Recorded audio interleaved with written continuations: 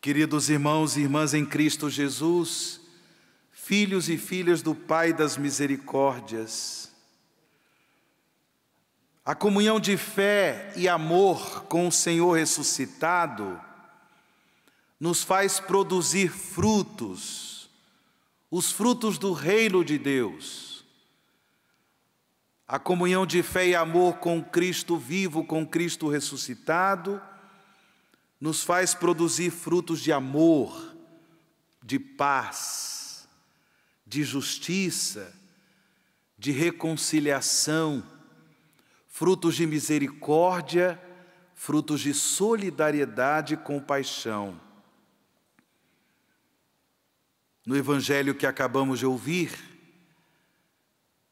o evangelista São João nos apresenta esse discurso lindo de Jesus, onde ele se revela como a videira. O Pai é o agricultor e nós, que somos seus discípulos e discípulas, somos os ramos desta videira. Hoje, Deus nos dá a oportunidade de fazermos um exame de consciência no nosso dia a dia, na nossa vida, no nosso cotidiano. Que frutos estamos produzindo? São realmente frutos do reino de Deus?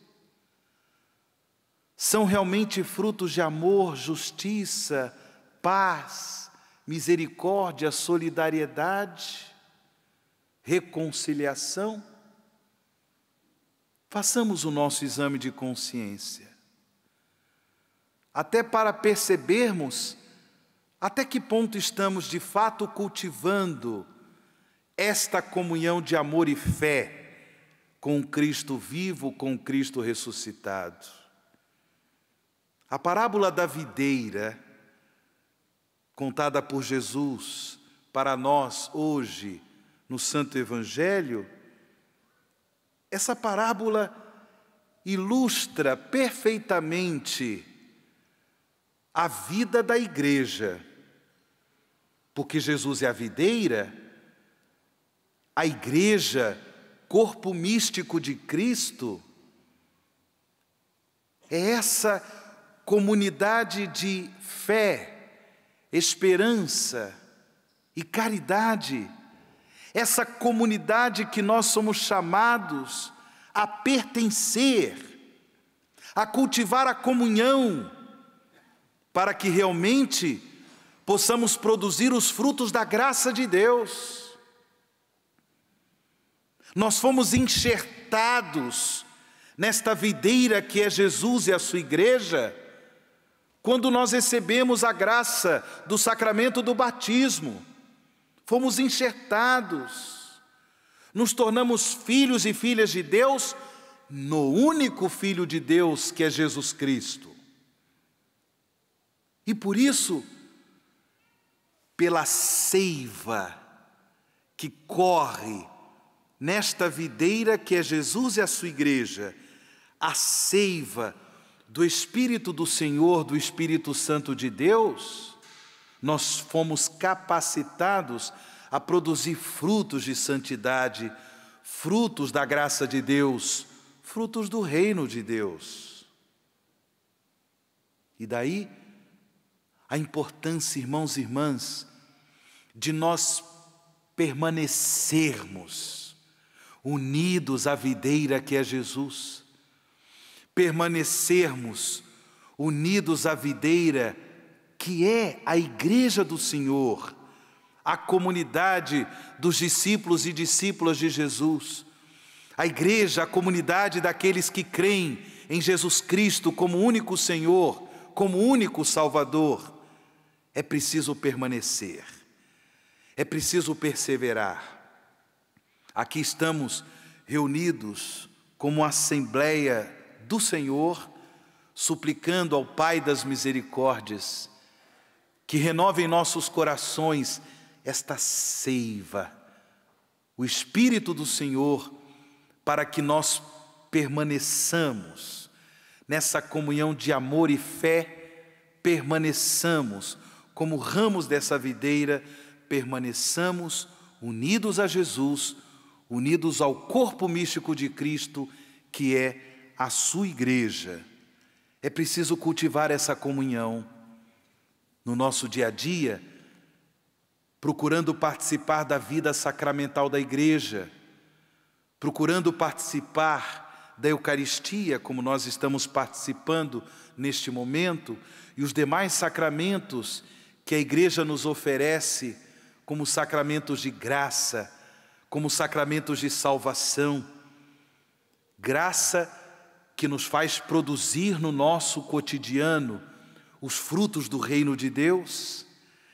É preciso cultivar a comunhão com a vida da igreja, participando da ação evangelizadora da igreja, a ação missionária da igreja, na medida de nossas possibilidades, procurando participar de grupos, movimentos, pastorais, procurando de alguma forma prestar um serviço aos irmãos a partir dos serviços pastorais, dos ministérios da nossa igreja, procurando cultivar momentos de oração, momentos de espiritualidade.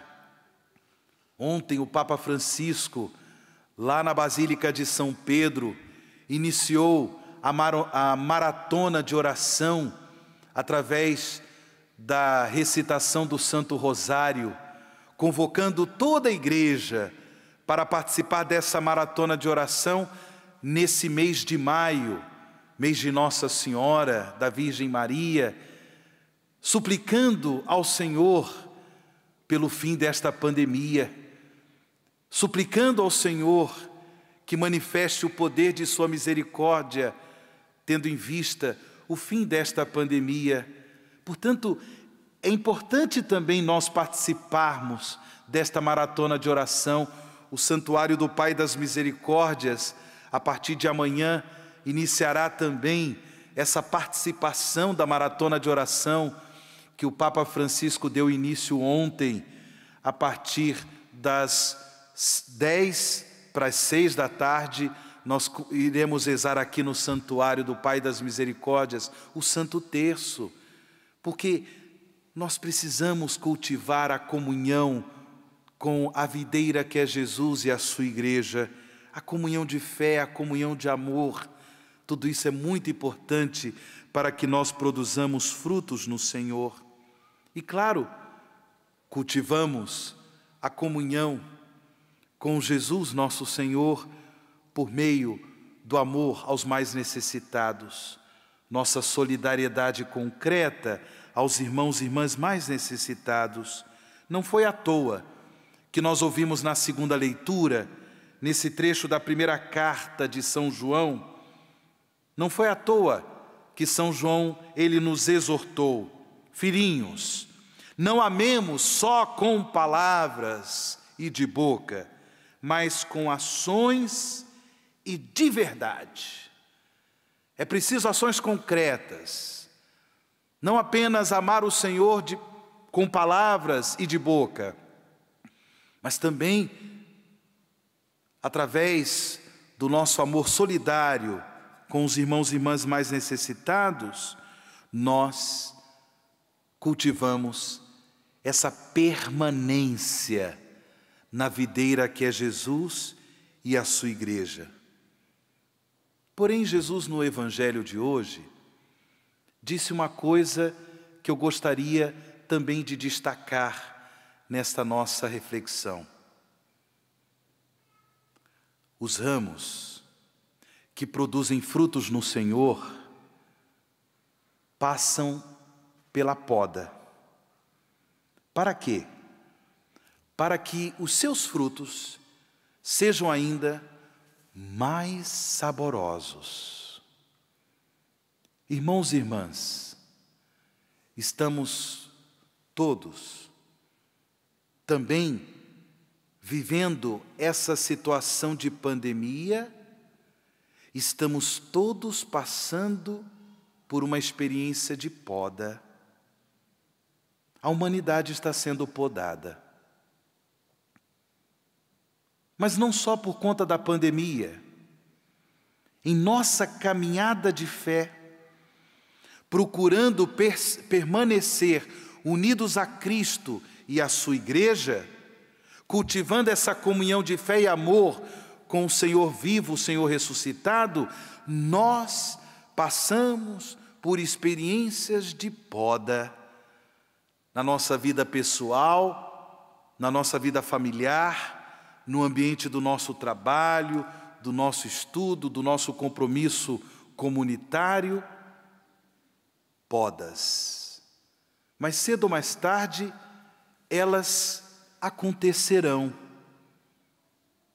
Na experiência do sofrimento, na suportação de uma doença, uma pessoa querida, próxima a nós, que de repente também fica acamada, e nós somos chamados a exercer a caridade, o amor, ajudando, prestando todo auxílio, enfim, podas de Deus.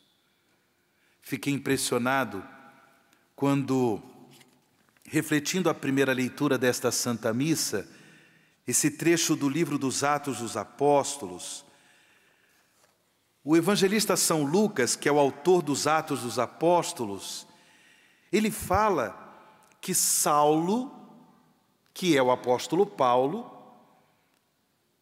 chegou a Jerusalém, procurava juntar-se aos discípulos, mas todo mundo tinha medo dele, porque ele perseguia os cristãos.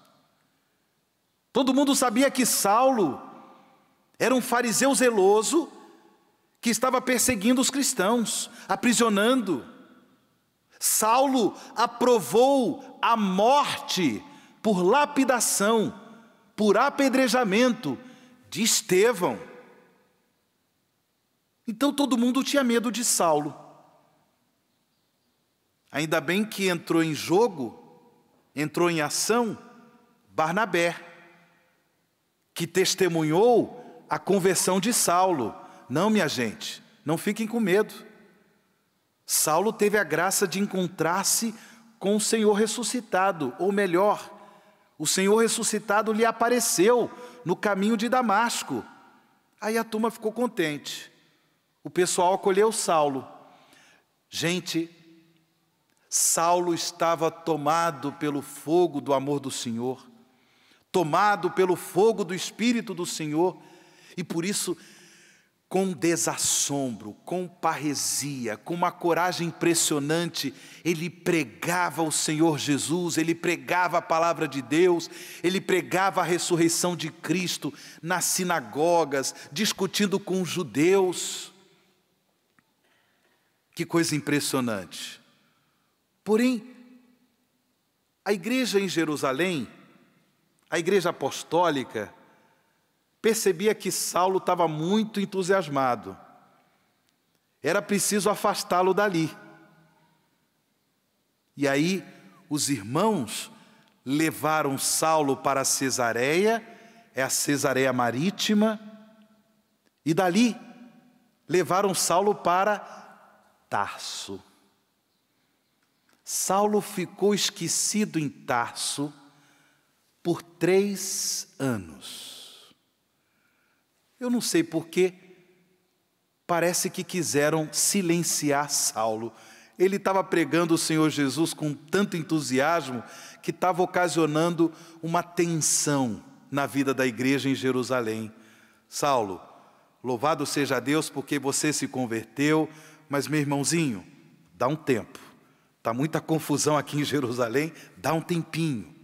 Olha, Saulo ficou 3 anos. Depois de 3 anos, é que Barnabé, tendo em vista as maravilhas que o Senhor estava operando na cidade de Antioquia, Barnabé foi atrás de Saulo, trouxe Saulo para pregar a palavra de Deus em Antioquia.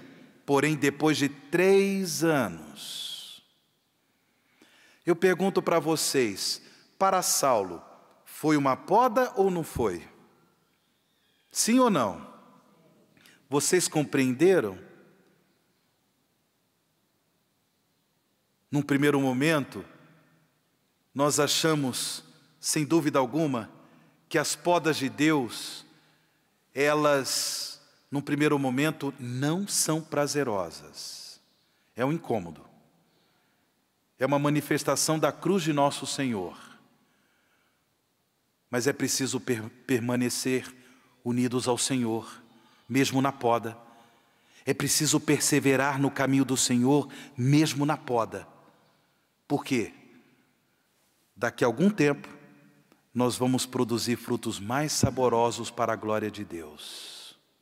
Irmãos e irmãs, vamos perseverar na comunhão de fé e amor com o Senhor Jesus e com a sua igreja.